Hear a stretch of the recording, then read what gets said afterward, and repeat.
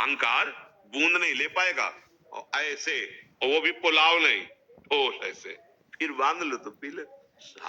खूब हमारे समाज में ही भगवान छुपे हैं।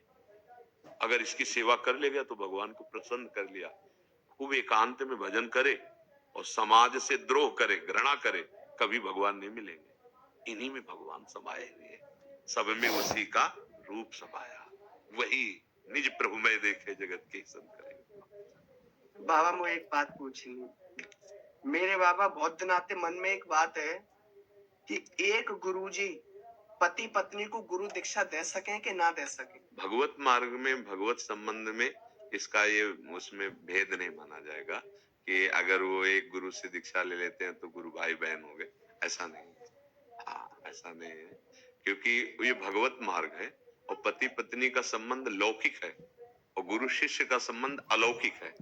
दोनों को भगवत प्राप्ति कराने में समर्थ गुरुदेव जो मंत्र देंगे उसमें ये भाव नहीं रहेगा कि हम एक गुरु के हो गए तो पति पत्नी का भाव कैसे रहे। वो लौकिक है, वो नाशवान संबंध है, अविनाशी थोड़ी है। और गुरु का संबंध अविनाशी है। जैसे स्त्री और पुरुष शरीर ये नाशवान है, विनाशी है, लेकिन जो उसमें रह रहा है वो अविनाशी है। उसी को तो परिचय बताने के लिए गुरु होते हैं। तो गुरु जो दोनों का परिचय बता रहे हैं, मंत्र उपदेश, तो न स्त्री है न पुरुष है, वो भगवान का अंश है और उसे भगवत प्राप्ति के लिए गुरु का संबंध हुआ। और शरीर दोनों पति पत्नी के संबंध में उसमें कोई परेशानी नहीं। समझ पा रहे ना? ये लौकिक संबंध नहीं, ये पारलौकिक परब्रह्म परमात्मा प्राप्ति के लिए गुरु शिष्य का संबंध है।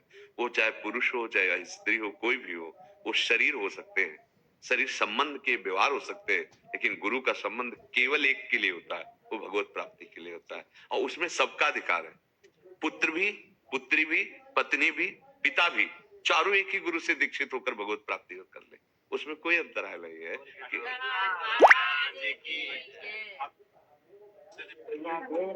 विरक्ति और भक्ति प्रेम बढ़ने के लिए क्या करना चाहिए? इन दोनों में आसक्ति प्रधान है। वो अगर शरीर में, शरीर संबंधियों में और शरीर संबंध भोगों में रही तो फिर भगवान से आसक्ति जो होती उसी का नाम प्रेम है। भगवान में जो आसक्ति होकर संसार से आसक्ति नष्ट होती उसे विरक्ति कहते हैं। वैराग्य का मतलब है भगवदानंद की ऐसी स्फूर्ति में हम मगन हो जाएं कि संसार के भोगों के सानिध्य में भी हमारा मन भोगने के लिए ना चले, उसे विरक्ति कहते हैं। बड़े ध्यान से सुनिएगा।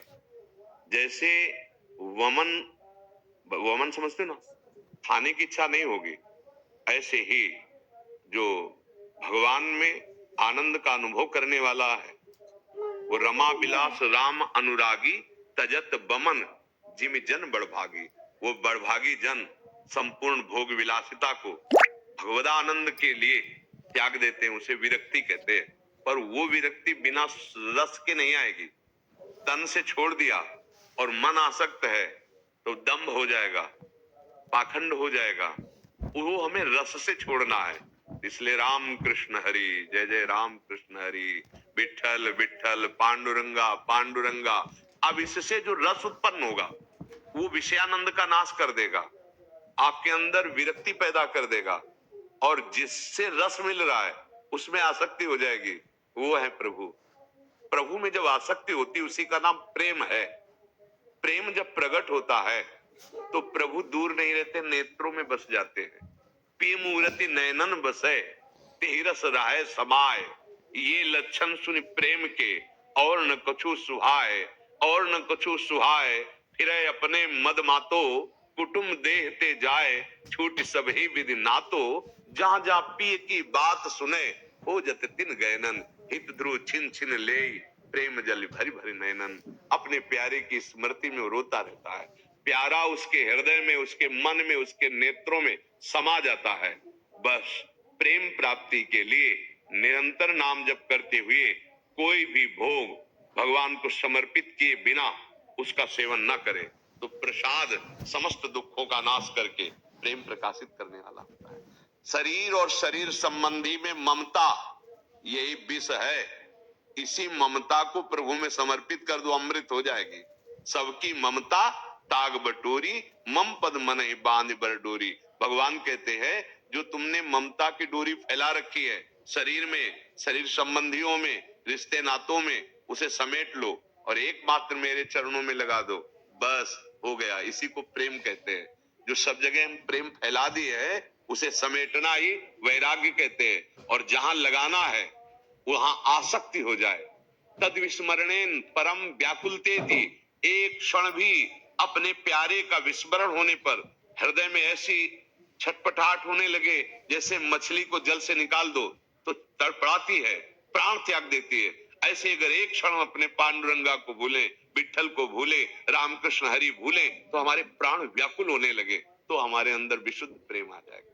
हमारा महाराष्ट्र में वारकरी संप्रदाय की कीर्तन में आपका नाम लेकर राधा राधा सबको बुलाते हैं, ये गलत तो नहीं ना? अरे नहीं, यही पांडुरंगा हर दिन 5 मिनट सबको हाँ लोग रहते हैं हमारे जी, सामने जी। तो उसको राधे राधे बोला। हाँ, तो देखो हम आपको बताएं राधा किशोरी कौन है, आप इतना जान लीजिए।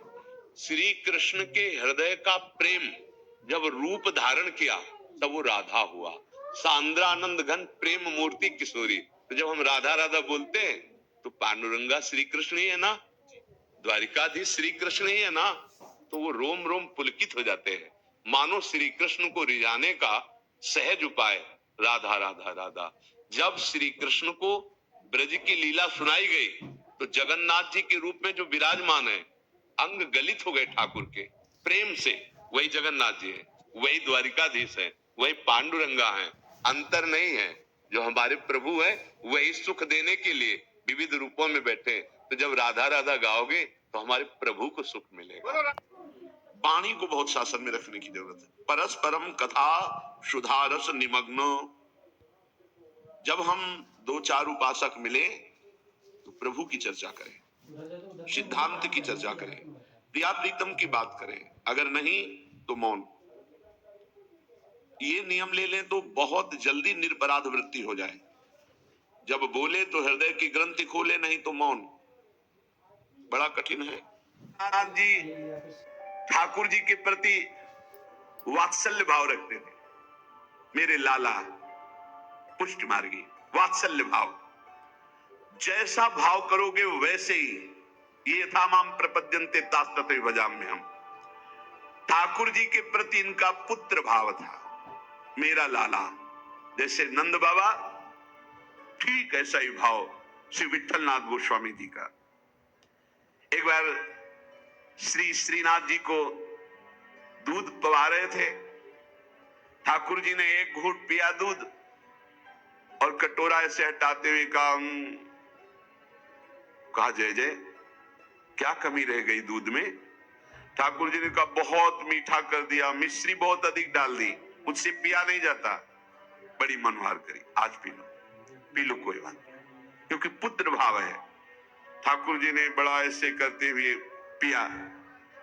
दूसरी बार भोग में आपने मिश्री कम मिलाई। ठाकुर जी ने एक घूंट पिया, ऐसे कर दिया। कहा जय जय, आज क्या कमी? आप दूध तो एकदम सीठा कर दिया, फिर भी पी लो। थोड़ा ही कम तो मिश्री मिलाई। पहले वाले में आप कह रहे थे मिश्री बहुत अधिक है, किसे थोड़ी कम कर दी। बोले नहीं सीठा है, बहुत दुलार किया, दूध पी लिया। तीसरी बार जब भोग लगाया तो मिश्री अलग दूध अलग। लालजू ने कहा आपने ऐसा क्यों किया, मिश्री क्यों नहीं मिलाई? गोसाई जी ने कहा जब मेरे द्वारा मिलाई हुई मिश्री आपको पसंद ही नहीं आती, कभी कह देते हो बहुत मीठा है, कभी कह देते हो सीठा है, तो आज स्वयं मिला लो। तो हंसकर कहा कि हम मिलाने लायक हैं? हम आपके बालक हैं, बालक मिलाना क्या जाने? और दौड़ गए और गोद में बैठकर छाती से चिपक गए और कहा रूस गए क्या, मिला के पिलाओ, हम तो बालक हैं, हम थोड़ी मिला पाएंगे। ये था माम प्रपद्यन्ते, वात्सल्य भाव। मेरे पुत्र हो तो वैसे ही ठाकुर जी गुसाई जी ये हृदय से चिपक करके श्री श्रीनाथ जी कहने लगे मैं तो आपका बालक हूं ना। अशुभ प्रवाह होने लगा। ठाकुर जी ऐसे महान सुख देते हैं जो जिस भाव से। एक दिन मचल गए, सैया रचना करके जब शयन कराने को गए, कहा ये सैया ठीक नहीं है, दूसरी सैया ले आए। ये बिछौना ठीक नहीं है, दूसरा बिछौना ले आए। नहीं नहीं ये रंग मुझे पसंद नहीं, और रंग का बिछौना बिछा दिया। अब कितने बिछौना कितनी सैयाएं बदल दी लालजू महाराज बार बार, ये ठीक नहीं, ये ठीक नहीं। पसीना पसीना हो गए थे गोसाई जी। गोसाई जी ने कहा कि आपको कौन सी सैया पसंद आएगी, कौन सा बिछौना पसंद आएगा? बोले बताओ, तुम सैया बनो और तुम्हारी छाती पे हम सोएंगे, क्योंकि हम यशोदा मैया की गोद में ही सोते। अगर दिन में कभी अथाई में बाबा के पास गए तो उनके तोंद पे लेट के सोते, तो आप लेटो और आपकी गोद में हम। श्रीनाथ जी, श्री विठलनाथ जी गोस्वामी जी की गोद में जैसे माँ की गोद में बच्चा, ऐसे श्रीनाथ जी सोए। एक दिन श्रीनाथ जी के सामने गिरिराज जी से बंदर आया, हु ऐसे किया, वो जैसे बंदर करते हु ऐसे, वो बड़ी जोर रो पड़े श्रीनाथ जी। और गोस्वामी जी सेवा में थे, तत्काल गोस्वामी जी के ऐसी गोद में चिपक गए और कहा बंदर मुझे डर लगता है। गोसाई जी ने कहा इस बंदर से डर लगता है? बड़े बड़े भयंकर बंदर, न जाने कितने महाबली बंदर और बड़े बड़े भयंकर राक्षस, रामा अवतार में तुम कैसे मारे होगे राक्षसों को, और कैसे तुम्हारे साथ बंदर सेना थी, हमारी तो समझ में नहीं आता। ऐसे कह के मन में पर्वताकार बंदर, महाभयानक राक्षस हो, यहां छोटे से बंदर को देख के चिपक गए और डर करके कहते मुझे बंदर से डर लगता है। जब शयन करने गए तो ठाकुर जी ने शयन में कहा कि देखो गोसाई जी, एक ही भाव रखो, एक म्यान में दो तलवार नहीं होती। यदि पुत्र माना है तो केवल पुत्र मानो, अगर भगवान मानोगे ऐश्वर्य तो फिर पार नहीं पाओगे, हम ऐसा ऐश्वर्य दिखाना शुरू कर देंगे। अगर पुत्र माना है तो केवल पुत्र ही मानो, तो तुम्हारा बेटा बंदर से डरेगा कि नहीं? तो हम वैसे ही डर रहे हैं जैसे बेटा डरता है। और अगर ये कि भगवान ऐश्वर्यशाली, तो फिर पार नहीं पाओगे, हम इतना ऐश्वर्य दिखा देंगे। एक म्यान में दो तलवार नहीं रहती। गोसाई जी जगे एकदम और श्रीनाथ जी को देखा पास रही, गले से लगा करके दुलार करते हुए, वात्सल्य भाव। एक दिन चूड़ी पहनाने वाली आई, गोसाई जी ने कहा कि जाओ हमारे घर में जितनी बहुएं हैं सबको चूड़ी पहना दो और पैसा यहां ले लेना आके। आपके 7 पुत्र थे तो 7 बधुएं थी। गोसाई जी ने ये नहीं कहा कि 7 बधुओं को पहना देना, कहा कि मेरी जितनी बहुएं हैं उन सबको चूड़ी पहना दो और पैसा यहां से ले जाना। अब उनकी 7 बहुएं तो चूड़ी पहनी, 8वीं श्री स्वामिनी जी पहुंच गई अपने कर कमल। जे ही उस चूड़ी पहनाने वाली ने श्री जी के कर कमल को देखा, अशुभ प्रवाह, आनंद मूर्ति हमारी प्यारी जो है, अशुभ प्रवाह होने लगी। ऐसा उसको लगने लगा कि आनंद के आवेग में मुझे मूर्छा आ जाएगी। नीलांबर का हल्का सा घूंघट है, मनो मृणाल, मनो कमल लाल, ऐसे सुंदर कर कमल। वो सोच रही इनके कर कमल में पहनाने लायक तो चूड़ियां ही नहीं हमारे पास। श्री जी ने इशारा किया, पहनाओ। किसी तरह वो प्रेम शिथिल होते हुए जैसे जैसे इशारा होता गया वो चूड़ियां पहनाई। बहुत देर तक वह शुभ प्रवाह करती रही। इसके बाद गोस्वामी जी के पास उसको ले जाया गया। गोस्वामी जी ने 7 बहुओं की चूड़ी के कितने पैसे होते? दूसरे का 7 नहीं 8। गोसाई जी ने कहा 7 बहुएं तो तू 8 की बात कैसे कह रही? तो उसने कहा मैं कसम खा के कहती हूँ मैंने 8 बहुओं को। तो बोले जब 7 हैं ही तो 8 कैसे? तो उनका मैं कसम खा के कहती हूँ 8 बहुएं थी और मैंने 8 को पहनाई है, और जो 8वीं थी वो इतनी सुंदर थी, इतनी, और रोने लगी। गोसाई जी ने कहा कि ऐसा कैसे हो सकता है, चलो इससे झंझट हटे। 8 बहुओं की चूड़ी पहनाने के पैसे दे दिए। जब रात्रि में शयन किया तो श्री जी ने गोसाई जी से कहा कि उस चूड़ी वाली से क्यों झगड़ रहे थे? क्या आप प्रीतम लालजू को आप अपना पुत्र नहीं मानते? हाँ पुत्र तो है ही, वो हमारे मानने की क्या बात है। तो मैं कौन हूं? क्या आप प्रीतम लालजू को आप अपना पुत्र नहीं मानते? हाँ पुत्र तो है ही, वो हमारे मानने की क्या बात है। तो मैं कौन हूं? पुत्र बधू हुई कि नहीं? अगर आप कहते 7 बहुओं को पहना दो तो मैं कदापि नहीं जाती। आपने कहा मेरी सब बहुओं को पहना दो, तो 8वीं मैं हूं। मेरे ही धारण श्री जी के इन वचनों को सुनकर गोसाई जी तत्काल उठे और बैठे बैठे रात भर रोते रहे कि लाडली जू कितनी कृपालु, कितना भाव स्वीकार करने वाली है। एक बार की बात है कि श्री विठलनाथ जी श्री ठाकुर जी को भोग लगा रहे थे, तो भोग में एक तिनका देखा। बहुत दुख हुआ कि मेरे सुकुमार लाडले ठाकुर और उनके भोग में इतनी असावधानी बनाने वाले तिनका। बहुत सावधान रहना चाहिए ठाकुर जी का जब भोग बनाए, तो बोलचाल में भी सावधानी रखे, कहीं थूक की छिट्टी ना चली जाए मुख में, ऐसा होता है। तो अगर कभी बात करनी हो तो रसोई से ऐसे करके बात करे, वैसे तो बात कम ही करे, मौन धारण करके बनाए।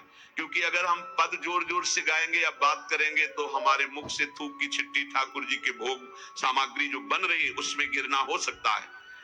कितनी सावधानी महापुरुषों के चरित्र से हमें प्राप्त होती। तिनका को देख करके बहुत दुखी हुए और कहा कि आज हम हैं, तब हमारे ठाकुर जी के भोग में तिनका निकला और कल हमारा शरीर छूट जाएगा तो तुम लोग कैसे हमारे ठाकुर जी की सेवा करोगे। तो मैं आज ही संन्यास धारण करूंगा और विचरण करूंगा, जैसा मनावे वैसा करो। आप इतना कहे तो सब लोग बहुत दुखी हो गए। सबने अनुनय विनय की कि एक बार अपराध क्षमा कर दो, ठाकुर जी के भोग में कभी त्रुटि नहीं होगी। आपने कहा हम परिहास में कभी झूठ नहीं बोलते। हमने कहा संन्यास लेंगे तो अब संन्यास लेंगे, अब हम तुम्हारे बीच में नहीं रहेंगे। श्री ठाकुर जी श्रीनाथ जी से आज्ञा लेने गए। ठाकुर जी ने बहुत उदास होकर के कहा, गोसाई जी एक गेरुआ वस्त्र हमको भी मंगवा दो। बोले आपको क्यों जय जय, आपके पास तो बहुत सुंदर सुंदर पोशाक है। बोले हम आपके बिना नहीं रह सकते, अगर आप संन्यास लेंगे तो हम भी संन्यास लेके आपके साथ ही चलेंगे। देखो कैसा प्यार करते, जैसे माधवदास बाबा जगन्नाथ जी को प्यार करते तो जगन्नाथ जी से जाके आज्ञा ली, जय जय अब ब्रज 84 को साहब की लीला भूमि में जाना चाहता हूं, आदेश दे दो। बोले बाबा आपके बिना हम रह नहीं सकते। बोले नहीं जय जय, हमारे पास इतनी भोग सामग्री नहीं कि मैं रास्ते में आपको भोग लगाऊं, आपको नहीं ले जा पाऊंगा, पर हम जाएंगे ब्रज 84 को दर्शन करने आपकी लीला भूमि के। ठाकुर जी चुप हो गए, उनके आगे बस कहा। अब वो सुबह प्रातः कालीन चले। अब सुबह सुबह ही इतनी भूख लग आई तो उन्होंने कहा आज तक कभी ऐसी भूख नहीं लगी। तो एक माई थी तो उससे कहा माई बहुत भूख लगी, कुछ मिल सकता है। बोले बाबा अभी बना देती हूँ। तो कुछ समय में वो भोजन बना करके और पवाने, और जब पवा रही थी माधवदास बाबा को तो रोते जा रही थी। तो बाबा की दृष्टि गई। बाबा ने कहा माई रो क्यों रही हो। बोले इतना सुंदर सुकुमार लाडला बालक तुम्हारे जैसे बाबा जी के साथ कैसे आ गया, इसकी माँ कैसे रहती होगी। तो उन्होंने भागवतिक दृष्टि से देखा तो थाल में बैठे जगन्नाथ जी पा रहे थे।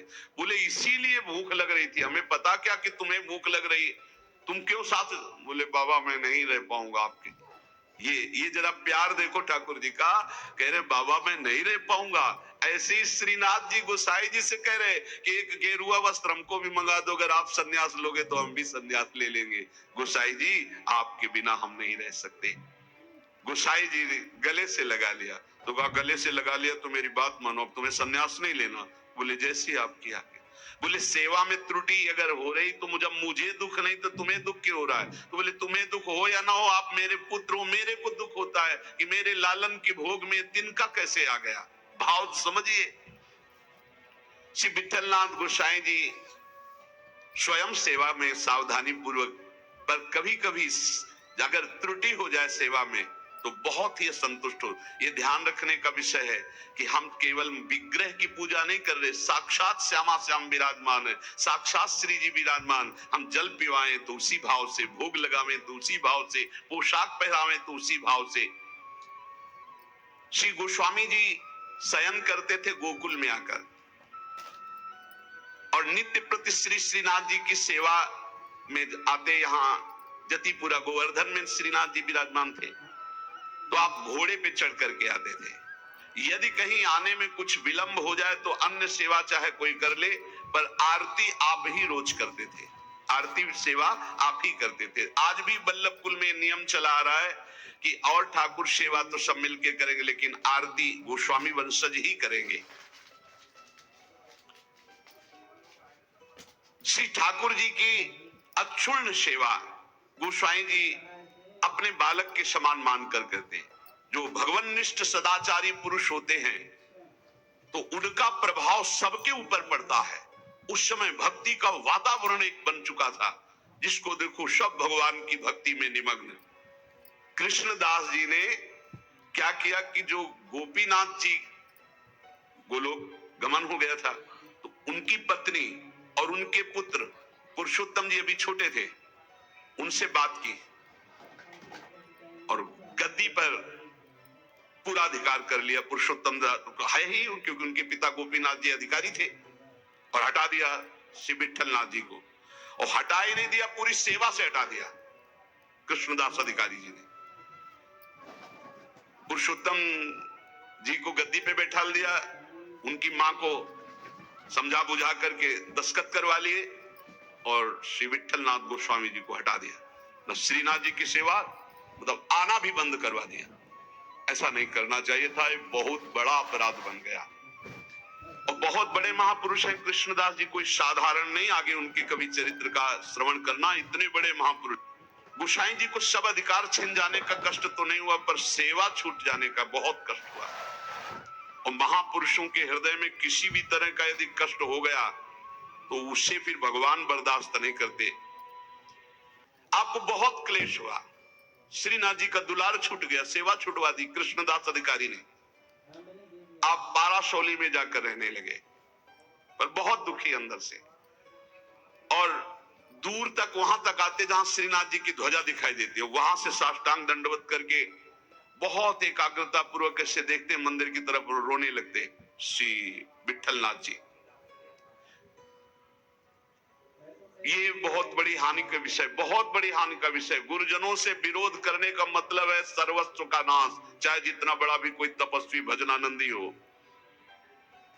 एक श्री रामदास जी भीतरिया जो ठाकुर जी की सेवा में रहते थे, वो श्री विठलनाथ जी की स्थिति से परिचित थे। वो रोज गुप्त रूप से समय निकालते।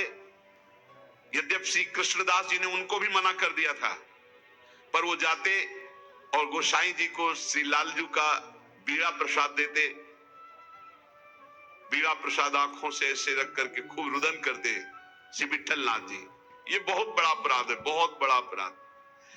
गोसाई जी ठाकुर जी के लिए अपने कर कमल से एक फूलों का हार बनाते और कहते पहना देना जाके, और रोज एक श्लोक दैन्यता का लिखते और कहते ठाकुर जी को सुना देना जाके।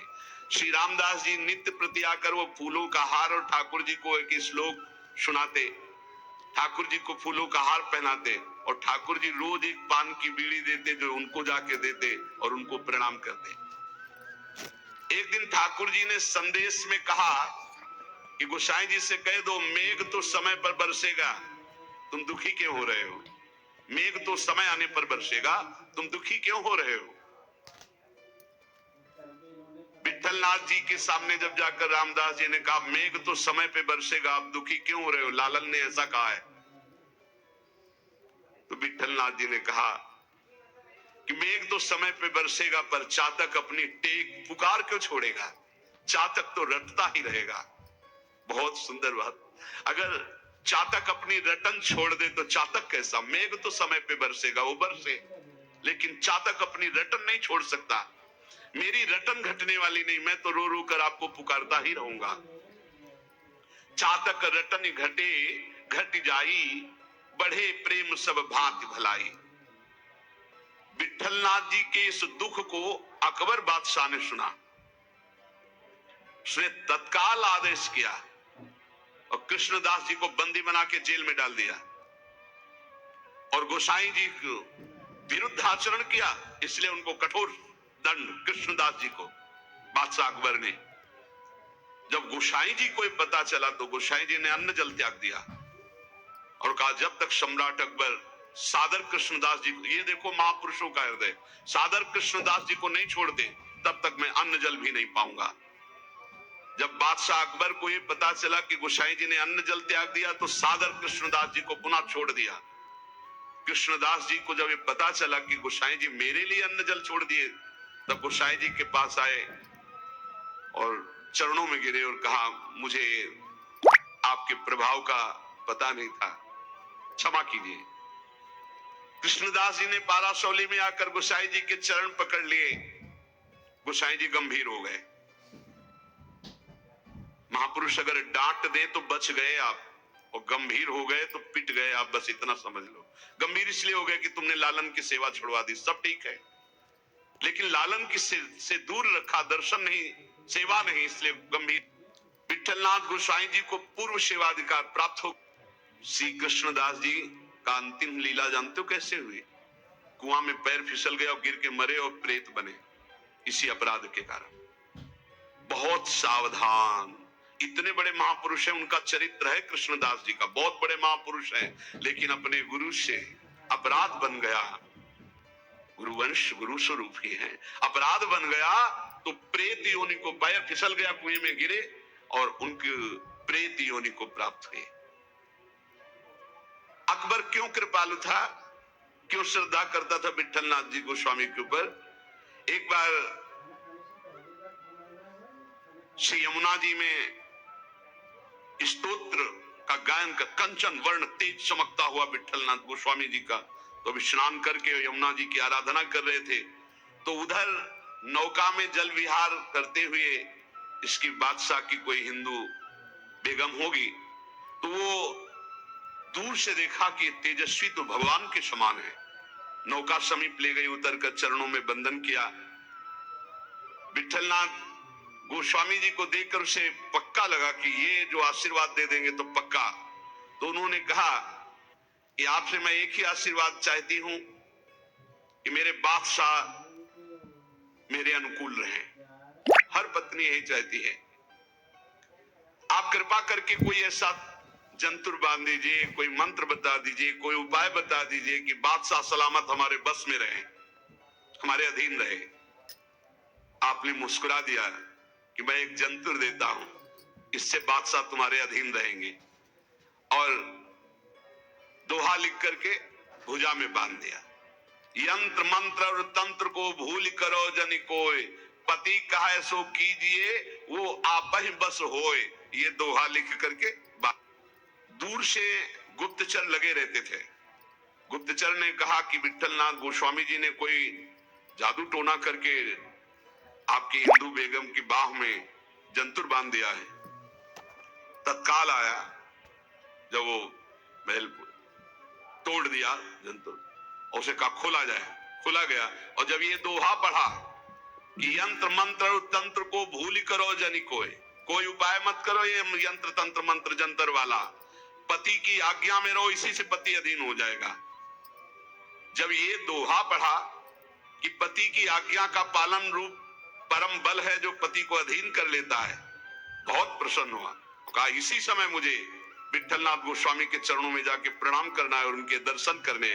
तब से बहुत श्रद्धा विठलनाथ गोस्वामी जी के ऊपर, और वो आकर के गोकुल में और गोवर्धन में बहुत सी संपत्ति, जमीन, ये सब विठलनाथ गोस्वामी जी को दी। जिस समय महाप्रयाण का समय आया तो विठलनाथ गोस्वामी जी ने सातों पुत्रों को बुलाया और अलग अलग ठाकुर जी प्रदान किए। 7 पुत्र श्री गिरधर जी, श्री गोविंद जी, श्री बालकृष्ण जी, श्री गोकुलनाथ जी, श्री रघुनाथ जी, श्री यदुनाथ जी और श्री घनश्याम जी। ये 7 पुत्र श्री विठलनाथ गोस्वामी जी के। सातों को अलग अलग ठाकुर सेवा प्रदान की। श्री गिरधर जी को श्री ठाकुर मथुरेश जी, जो वर्तमान में जतिपुरा गोवर्धन में विराजमान है। श्री गोविंद राय जी को श्री श्रीनाथ जी, जो वर्तमान में राजस्थान में श्रीनाथ द्वारा में विराजमान है। श्री बालकृष्ण जी को श्री द्वारिकाधीश भगवान, जो वर्तमान में काकरौली में विराजमान है। श्री गोकुलनाथ जी को, जो वर्तमान में श्री गोकुल में विराजमान है। श्री रघुनाथ जी को श्री गोकुल चंद्रमा जी, जो वर्तमान में कामवन में विराजमान है। श्री यदुनाथ जी को श्री बालकृष्ण भगवान, जो वर्तमान में सूरत में विराजमान है। श्री घनश्याम जी को श्री ठाकुर मदन मोहन जी, जो वर्तमान में कामवन में विराजमान है। इन सातों पुत्रों को 7 ठाकुर की सेवा प्रदान की और चल अचल संपत्ति का बंटवारा किया। और समस्त वैष्णवों को बुलाया और कहा आज हमें ठाकुर जी बुला रहे अपने धाम में। ऐसे जाना होता है महापुरुषों का। मृत्यु मृत्यु नहीं, महोत्सव होता है। सब वैष्णव जनों को बुलाया और बोले आज जो है ठाकुर जी बुला रहे हैं अपने निज सेवा में, निज धाम। इनके पीछे पीछे पुत्र, जो सातों पुत्र थे, वो पीछे पीछे गए। आप चल करके जतिपुरा आपने निज कंठ की माला चतुर्थ पुत्र श्री गोकुलनाथ जी के गले में डाल दी और कहा सब वापस हो जाओ, अब मैं परम धाम जा रहा हूं। और गुफा में प्रवेश करने लगे तो सबसे बड़े पुत्र गिरधर जी ने आपका वस्त्र पकड़ लिया, तो केवल वस्त्र ही हाथ में रहा और आप अंतर्ध्यान हो गए, सदैव भगवान के धाम को गए, श्री विठलनाथ गोस्वामी जी। फिर आकाशवाणी हुई कि मेरा जो वस्त्र तुमने पकड़ा इसी से मुझे अंतिम संस्कार जो होते हैं वो अंतिम उत्तर क्रिया इसी से संपन्न करो और जैसा हमने आदेश दिया वैसा कहना। जो इस 28 नामों को राधा जी के सुनता है उसके जितने दोष नष्ट हो जाते हैं। जो अव्रती है वो व्रतवान हो जाता है। जैसे वायु स्पर्श करती है तो गर्मी का दुख मिट जाता है, ऐसे ही जो 28 नामों का जाप करेगा तो सतोगुण, रजोगुण, तमोगुण, माया जनित बंधन का जो क्लेश है वो नष्ट हो जाएगा। अरे कुछ न याद हो, राधा राधा राधा पर्याप्त है। सबसे पहला है राधा राधा। आत्माराम शब्द भगवान श्री कृष्ण के ऊपर सार्थक इसीलिए हुआ, आत्मा तो राधिका तस्य तवैव रमणादशौ आत्माराम इति प्रोक्तो मुनिभिर गूढ़ वेद भी। हे देवी, श्री राधा जो श्री कृष्ण की आत्मा है, सबकी आत्मा श्री कृष्ण, इसलिए परमात्मा श्री कृष्ण, और परमात्मा श्री कृष्ण की आत्मा श्री राधा है। इसीलिए उनको राधा रमण कहते हैं, क्योंकि वो आत्मा राम है, अपनी आत्मा से रमण करते हैं। उनकी आत्मा कौन है? राधा जी है। रहस्य रस के मर्मज्ञ रसिक जन, इसीलिए श्री कृष्ण को आत्मा राम कहते हैं। भगवान की श्री यमुना जी कालिंदी जी आत्मा रामस्य कृष्ण से ध्रुव आत्मस्ति राधिका परिचय बताती है कि भगवान श्री कृष्ण को आत्मा राम क्यों कहते हैं, क्योंकि उनकी आत्मा निश्चित ध्रुव सत्य श्री राधा जो है। श्री राधा श्री कृष्ण की आत्मा है। कैसे कोई आत्मा को अलग कर सकता है? जो इस रहस्य को जानता है वही इस रस का अधिकारी है। इसीलिए प्रेमी भक्त जनों ने प्रेम रस का आदर्श श्री राधा जी को माना है। श्री कृष्ण तो प्रेम रसास्वादी है, रसदात्री तो श्री प्यारी जो है। मांगत लाल लाड़िलो नागर प्रगट भई दिन दिन की चोरी। श्री कृष्ण को सर्वाविद आनंद समुद्र को आनंद प्रदान करने वाली श्री लाडली जो है। नित्य रासेश्वरी नित्य निकुंजेश्वरी श्री राधा किशोरी की प्रति जो जरा भी भेद बुद्धि करता है वो कभी भक्ति मार्ग में तो चल ही नहीं चल सकता, उसके चलने का अधिकारी खो जाता है। और श्री कृष्ण की अर्चना करने का अधिकार कदापि नहीं। कृष्णार्चा या नाधिकारो यतो राधार्चनम बिना वैष्णवै सकलै तस्मात् कर्तव्यम राधिकार्चनम। कृष्ण प्रणाधिका देवी तद अधीनो विभुर्यतः रासेश्वरी तस्य नित्यम तयाहीनो न तिष्ठति राधनोति शकलान कामास तस्माद राधेति कीर्तिता। श्री लालजू की श्री कृष्ण की पूजा का अधिकार उसी को प्राप्त होता है जिसने राधा जू का नाम लिया, राधा जू के चरणों की वंदना की, वही श्री कृष्ण पूजा का अधिकारी है। श्री किशोरी जू की पूजा किए बिना श्री कृष्ण की पूजा का वो अनाधिकारी है, अधिकार ही नहीं माना जाता जिसने किशोरी जी की पूजा नहीं की। कभी प्रेम प्राप्त नहीं कर सकता। श्री कृष्ण प्रेम प्राप्त नहीं कर सकता बिना राधा जी की कृपा के। इसलिए वैष्णव मात्रों का कर्तव्य, जितने भी वैष्णव हैं, कि वो श्री किशोरी जी का नाम ले, किशोरी जी की अवश्य पूजा करे, जिससे लालजू प्रसन्न हो जाते हैं। यदि राधा राधा कहोगे तो श्री कृष्ण कभी जाएंगे ही नहीं, आपके समीप ही रहेंगे। और कृष्ण अर्चना का अधिकार उसी को है। श्रीमद देवी भागवत, कृष्णार्चाया नाधिकारो यतो राधार्चनम बिना वैष्णवै सकलैः तस्मात् कर्तव्यम राधिकार्चनम। कृष्ण प्राणाधिका देवी तद अधीनो विभूर्यतः।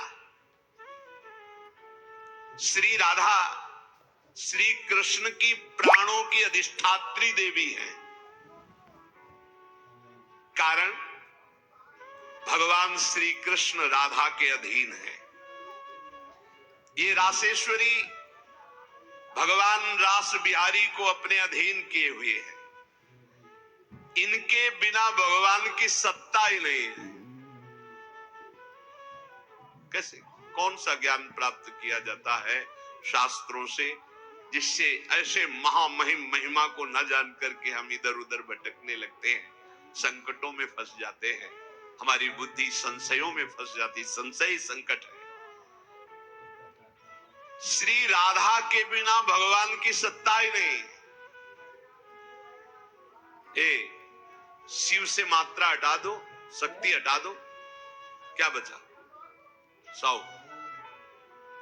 शक्ति लगाओ शिव। तो शिव और शक्ति को कभी अलग किया ही नहीं जा सकता। ऐसे ही प्रेम और राधा, प्रेम बपू, प्रेम स्वरूप श्री कृष्ण, और प्रेम का सर्वस्व सार राधा, प्रेमाधीन श्री लाल। राधा के बिना श्री कृष्ण की सत्ता ही नहीं। मैं राधा के बिना भगवान के बिना शक्ति ही। संपूर्ण कामनाओं की सिद्धि श्री कृष्ण आराधकों की भी राधा जी से ही पूर्ण होती है। श्री राधा श्वेत चंपा कुसुम के सदस्य, गौरवर्ण, करोड़ करोड़ शारदी शशि के गर्भ का वर्ण करने वाली, एक साथ करोड़ करोड़ चंद्रमा शरद ऋतु के प्रकट हो तो उनकी भी चांदनी के गर्भ का अपहरण राधा मुखारविंद। श्री अंगों की असंख्य चंद्रमाओं की कांति झलमल झलमल हो रही है। शरद ऋतु के खिले हुए कमल के समान अधर बिंब के फल के सदस्य, कैसा सुंदर स्वरूप श्री राधा किशोरी का। और दिव्य नील साड़ी धारण किए हुए, प्रसन्न मुखारविंद, मनमोहन के नेत्र इनके नेत्रों में अर्पित है। मुको तो भावती ठोर प्यारे के नैनन में, प्यारो भयो चाहे मेरे नैनन के तारे।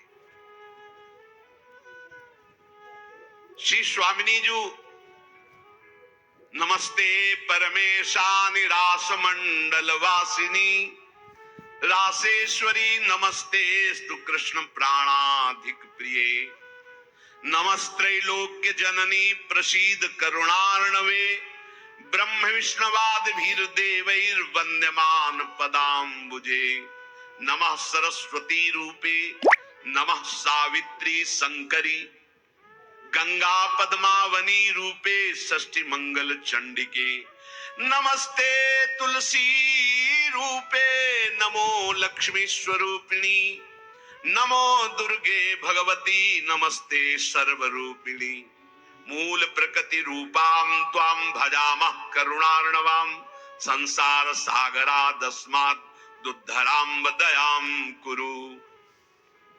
ये श्री रासमंडल वासिनी परम ईश्वरी श्री राधा जी है। बड़भागी है जो इनको नमस्कार। ये रासे